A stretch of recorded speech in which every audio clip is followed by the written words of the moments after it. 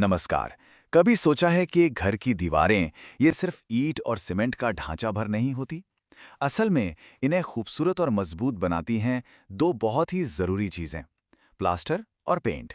और पता है, ये सिर्फ सजावट के लिए नहीं है। ये तो एक तरह का सुरक्षा कवच है जो घर को मौसम की मार से बचाता है। तो चलिए आज इसी सुरक्षा कवच के रहस्यों को जरा और गहराई से समझते हैं। अक्सर ऐसा होता है ना कि एकदम नए नवेले घर की दीवारों पर भी दरारें या पेंट में फफोले दिखने लगते हैं।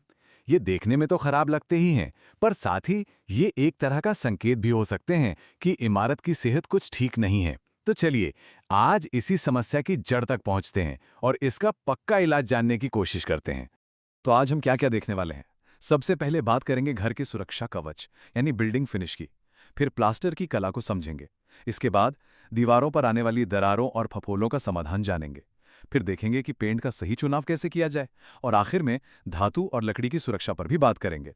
तो चलिए सबसे पहले बात करते हैं घर के सुरक्षा कवच की। देखिए, जब भी बिल्डिंग फिनिश शब्द सुनते हैं तो दिमाग में अक्सर खूबसूरत रंग और डिजाइन आते हैं, पर असल बात यह है कि यह सिर्फ खूबसूरती से कहीं बढ़कर है। ये इमारत का सुरक्षा कवच है, बिल्कुल हमारी त्वचा की तरह। तो बिल्डिंग फिनिश का काम क्या है? असल में इसके दो बड़े काम हैं।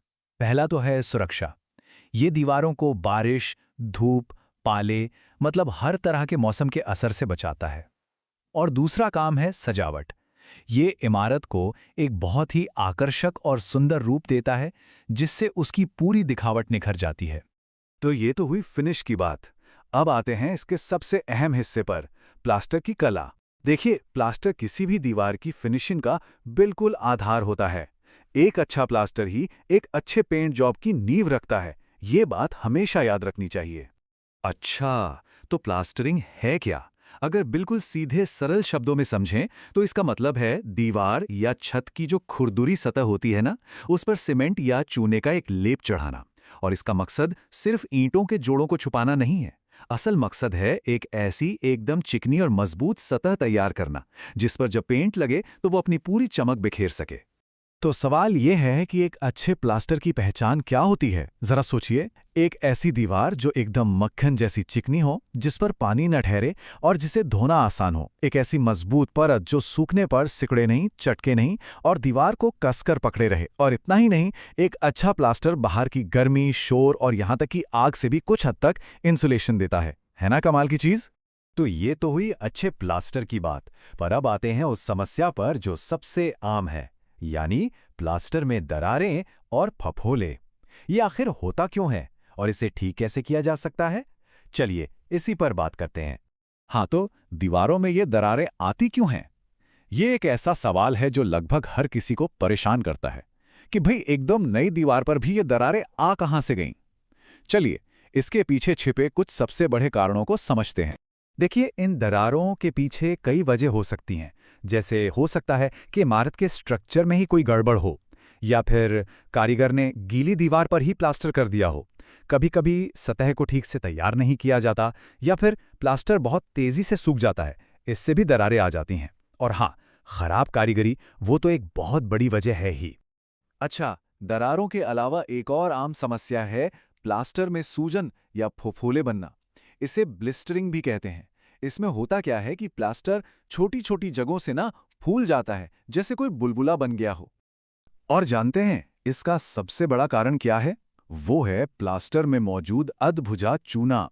होता यह है कि चूने के जो कण ठीक से भुजते नहीं हैं, वो बाद में पानी या नमी के संपर्क में आकर फूलने लगते हैं और बस प्लास्टर की सतह पर फफोले बन जाते हैं। तो इसका एक ही अचूक उपाय है, इस्तेमाल करने से पहले चूने को पूरी तरह और सही तरीके से भुजाया जाए। ये बहुत ज़रूरी है। चलिए, तो प्लास्टर की बातें तो हो गई। अब एक बार जब हमारी सतह एकदम तैयार हो जाती है तो अगला कदम आता है पेंटिंग का। और सही पेंट का चुनाव करना बहुत ज़रूरी है, क्योंकि पेंट सिर्फ रंग नहीं है, ये सुरक्षा की एक और बहुत महत्वपूर्ण परत है। तो पेंटिंग आखिर की क्यों जाती है? इसके तीन मुख्य उद्देश्य हैं। सबसे पहला और ज़रूरी है सतह को मौसम के असर से बचाना। दूसरा, लकड़ी को सड़न से और धातुओं को जंग से बचाना। और तीसरा, जो हम सब जानते हैं, वो है एक साफ सुथरी, रंगीन और मन को अच्छी लगने वाली फिनिश देना। कहा जाता है कि एक अच्छा पेंट वो है जिसे आसानी से लगाया जा सके, जिसका रंग धूप या मौसम से जल्दी फीका ना पड़े, और सबसे ज़रूरी बात, सूखने पर उस पर ब्रश के निशान या दरारें बिल्कुल ना दिखें, एकदम चिकनी फिनिश आए। दीवारों की बात तो हो गई। अब जरा खास तौर पर लकड़ी और धातु की सतहों पर आते हैं, क्योंकि इनको बचाने के लिए एक खास तरह की देखभाल और सही पेंट की जरूरत पड़ती है। अब यहाँ एक बहुत ज़रूरी बात समझने वाली है कि हर पेंट हर जगह काम नहीं करता।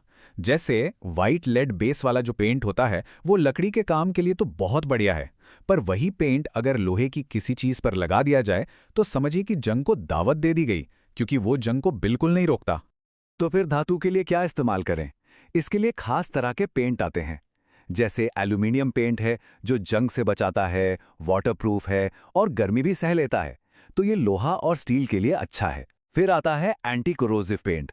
ये स्टील के बड़े स्ट्रक्चर्स को मौसम, धुएं, एसिड जैसी चीजों से बचाता है। और रेड लेड पेंट, ये तो लोहे की सतहों के लिए एक बेहतरीन प्राइमर माना जाता है।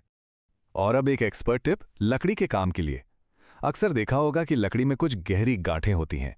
इन गांठों से कई बार एक चिपचिपा तेल मतलब रेजिन रिश्ता रहता है जो पेंट को खराब कर देता है। तो इससे बचने के लिए क्या करें? पेंट करने से पहले नॉटिंग नाम का एक प्रोसेस होता है जिससे इन गांठों को सील कर दिया जाता है ताकि ये रेजिन बाहर ना आ सके। तो आखिर में ये एक सवाल सोचने वाला है कि अगली बार जब पेंटिंग का काम हो तो क्या वो सिर्फ दिखावे के लिए होगा या फिर उसे सुरक्षा में किया गया एक निवेश समझा जाएगा? क्योंकि अगर सही जानकारी के साथ काम किया जाए तो ये हमेशा एक बहुत ही समझदारी भरा निवेश ही साबित होता है।